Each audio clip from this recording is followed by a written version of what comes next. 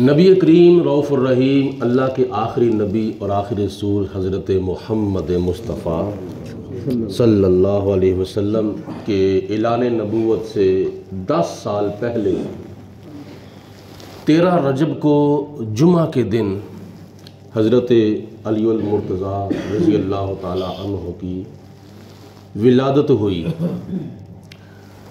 جناب علی المرتضیٰ کے پیدا ہونے کے بعد آپ نے 3 دن تک آنکھیں نہیں کھولی تھیں، جبکہ بچہ پیدا ہوتے ہی اپنی آنکھیں کھولتا ہے اور پھر اس کو دائیا غسل دیتی ہے اور اس کے کان میں اذان پڑھی جاتی ہے، اس کو گٹی دی جاتی ہے اور اس کا اچھا نام رکھا جاتا ہے۔ اگر خدا کی ذات نے توفیق دی ہے تو اس کا عقیقہ کیا جاتا ہے، اس کی تعلیم و تربیت کی جاتی ہے۔ یہ ساری باتیں حقوق اولاد کے اندر شامل ہیں۔ حضرت علی المرتضیٰ رضی اللہ تعالی عنہ جب پیدا ہوئے تو پہلے دن بھی آنکھیں بند، دوسرے دن بھی آنکھیں بند اور تیسرے دن بھی آنکھیں بند۔ ماں کو فکر ہوا، حضرت فاطمہ بنت اسد کو، کہ میرا بیٹا ہے آنکھیں نہیں کھول رہا، کیا وجہ ہے؟ کہیں آنکھوں سے معذور تو نہیں ہے؟ اللہ تعالیٰ خیر فرمائے۔ یہ دل کے اندر فکر پیدا ہوئی۔ چوتھے دن جب نبی کریم صلی اللہ علیہ وسلم کو پیغام گیا اور حضور علیہ السلام تشریف لائے اور حضرت علی المرتضیٰ رضی اللہ تعالی عنہ کو نبی پاک علیہ السلام نے اپنی گود میں لیا، تو حضور علیہ السلام کی گود میں جاتے ہی حضرت علی المرتضیٰ نے اپنی آنکھوں کو کھول دیا تھا۔ اب تم اس جملے سے اندازہ کرو کہ 3 دن تک حضرت علی نے آنکھیں نہیں کھولی تھیں۔ کیوں نہیں کھولی تھیں؟ اور حضور کی گود میں جاتے ہی آپ نے آنکھوں کو کھول لیا تھا، کیا وجہ تھی؟ حضرت علی المرتضیٰ رضی اللہ تعالی عنہ بچپن کے اندر بھی پیدا ہوتے ہی اس بات کو سمجھتے تھے کہ میں نے دنیا میں جا کر سب سے پہلے کیا چیز دیکھنی ہے؟ دنیا کی کوئی چیز نہیں دیکھنی، حتیٰ کہ میں نے اپنی ماں کا چہرہ بھی نہیں دیکھنا، میں نے اپنے باپ کا چہرہ بھی نہیں دیکھنا، میں نے کسی اور فرد کا چہرہ نہیں دیکھنا، سب سے پہلے میں نے دیکھنا ہے تو والضحیٰ کا چہرہ دیکھنا ہے، سب سے پہلے میں نے زیارت کرنی ہے تو نبی پاک صلی اللہ علیہ وسلم کے چہرہ پاک کی زیارت کرنی ہے، وہ حضور علیہ السلام کا چہرہ جس کے بارے میں اللہ تعالیٰ دوسرے سپارے میں ارشاد فرماتا ہے، قَدْ نَرَا تَقَلُّبَ وَجْهِكَ فِي السَّمَاءِ فَلَنُوَلِّيَنَّكَ قِبْلَةً تَرْضَاهَا۔ اے میرے پیارے رسول، ہم مدینہ المنورہ کی مسجد قبلہ تین کے اندر آپ کا آسمان کی طرف بار بار چہرہ کرنا دیکھ رہے ہیں۔ کس لیے؟ کہ آپ کا نظریہ تھا کہ ہمارا قبلہ جو ہے وہ تبدیل ہو جائے، خانہ کعبہ بن جائے۔ یہ بات بڑی لمبی ہے۔ تو جس چہرے کو اللہ پاک کی ذات دیکھتی تھی، دیکھتی ہے اور دیکھتی رہے گی، وہ چہرہ، وہ والضحیٰ کا، وہ زلفیں واللیل کی، وہ کنڈل حامیم کے، وہ جبین طٰہٰ کی، وہ پیشانی والفجر کی، نبی کریم علیہ السلام کا یہ چہرہ پاک ایسا چہرہ ہے جس کو خدا بھی دیکھتا رہتا ہے۔ اور پھر جناب صدیق اکبر کا تو نظریہ یہی تھا کہ النظر الی وجہ رسول اللہ، حضور میرا دل کرتا ہے بس صبح و شام، دن رات، خلوت جلوت، مکہ مدینہ، بدر احد سفر حضر، ہر وقت میں حضور آپ کا دیدار ہی کرتا رہوں۔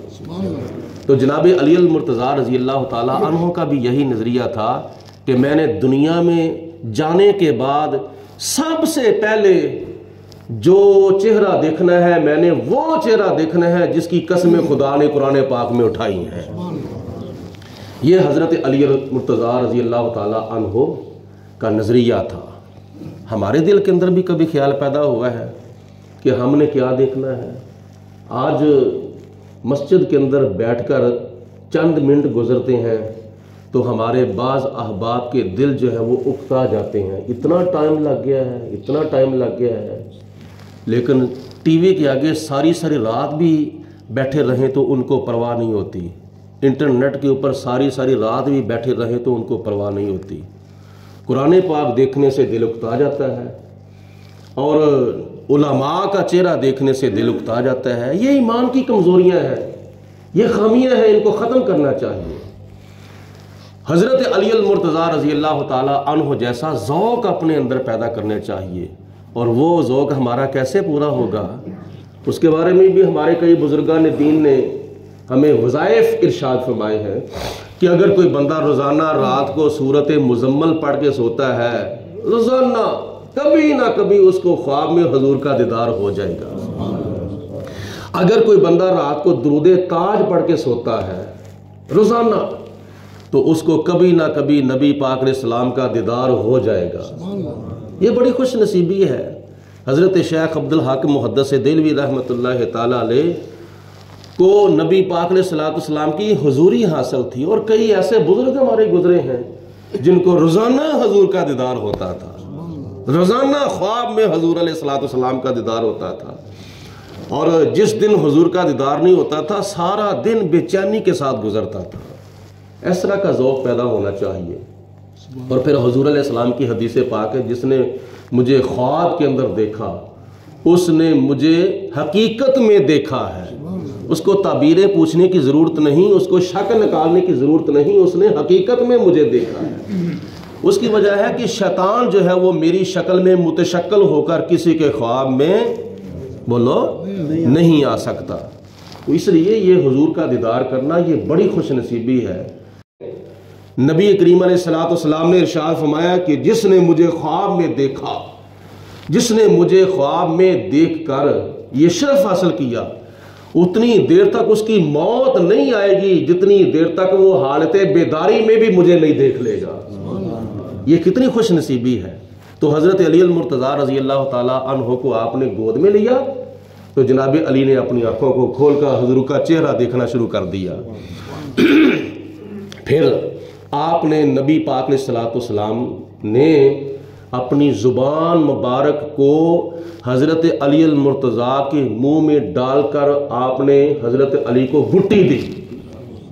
زبان مبارک، وہ زبان مبارک، وہ زبان مبارک جس زبان سے کبھی جھوٹ نہیں نکلا تھا، وہ زبان مبارک جس زبان سے خدا بولتا ہے، وہ زبان مبارک جس زبان کے بارے میں خدا فرماتا ہے وَمَا يَنْطِقُ عَنِ الْهَوَىٰ إِنْ هُوَ إِلَّا وَحْيٌ يُوحَىٰ، کہ اتنی دیر تک یہ زبان ہلتی نہیں جتنی دیر تک خدا کی وحی نازل نہیں ہو جاتی۔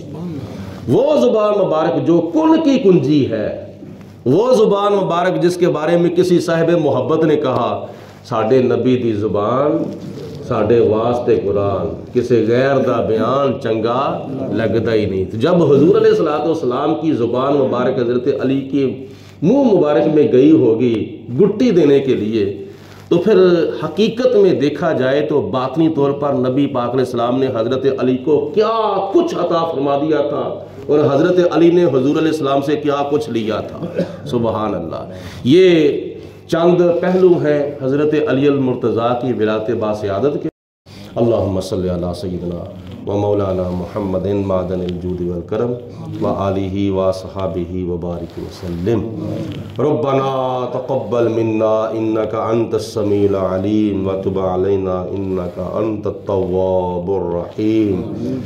یا الہی رحم فرما مصطفیٰ کے واسطے، یا رسول اللہ کرم کیجئے خدا کے واسطے، مشکلیں حل کر شہ مشکل کشا کے واسطے، کربلائیں رد شہید کربلا کے واسطے، سید سجاد کے صدقے میں ساجد رکھ مجھے، علم حق دے باقر علم خدا کے واسطے، صدق صادق کا تصدق صادق الاسلام کر، بے غضب راضی ہو کاظم اور رضا کے واسطے، قادری کر قادری رکھ قادریوں میں اٹھا، قدر عبد القادر قدرت نما کے واسطے، زینت صدق و صفا سے کر ہمیں آراستہ، مرشدی صادق محمد بارضا کے واسطے۔ وصلی اللہ علی حبیبہ محمد وآلہ وصحبہ۔